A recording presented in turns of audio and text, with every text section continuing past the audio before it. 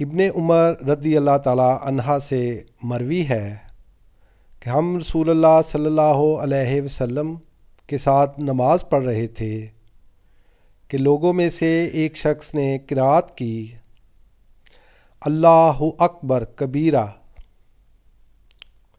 والحمد للہ کثیرہ وسبحان اللہ بکرۃ وآصیلا۔ تو رسول اللہ صلی اللہ علیہ وسلم نے نماز کے بعد پوچھا، فلاں فلاں الفاظ کس نے کہے؟ اس آدمی نے جواب دیا، میں نے یا رسول اللہ صلی اللہ علیہ وسلم۔